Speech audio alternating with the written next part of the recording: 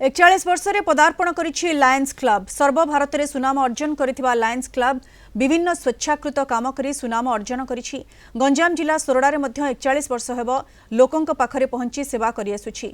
घर पोड़ी हेउ किंबा स्वच्छ भारत अभियान सबुथिरे अग्रणी भूमिका नेछि लायंस क्लब। बाहर जिला को जाई मध्य असहायन को कंबल बांटिबा सहित स्वास्थ्य परीक्षा करुछि। क्लब रे सभापति रूपे शिवशंकर पंडा पुनश्च चयन होइछन्ति। ब्रह्मपुर लायंस क्लब रो गवर्नर संगीता बाबू तांकु पदवी प्रदान करिछन्ति। एही कार्यक्रम रे ऋषिकुल्या कॉलेज रो प्रिंसिपल अनिल दास, आईनजीबी रजनीकांत पटनायक नूतन भावे सदस्य ग्रहण करथिले।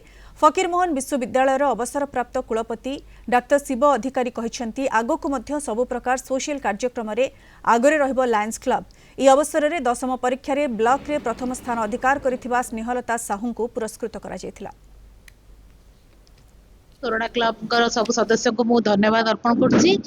से माने आखपाखर क्लब रो सदस्य मान को भी डाकी थिले। एटा ही होछि हम लायन रो फेलोशिप जे हम एकला किछि नु हम समस्त संगे मिसी के काम करू। इमानकर जो प्रोग्राम गुडा को देखिछि खूब बेगा स्केल रे करंती आउ समाज पाए खूब उपयोगी कार्य गुडा हाथ को नियंती। प्रत्येक वर्ष वाली ए जो विगत वर्ष रे आमे बहुत स्वच्छासेवी कार्यक्रम करछु। जेपरि कि घर पड़ले आमे जाई देइछु, सेबरे दीटा ब्लड कैंप करछु, प्लांटेशन प्रोग्राम करछु, आउ गोटे स्वीपर देह खराब हेतला सेठ भी सहायता करछु। ब्लॉक टॉपर हेछि मु तो 10th क्लास रे तो सेति में पुरस्कार दिजितला आ मु बहुत उत्साहित मते थिली। बहुत खुशी अछि।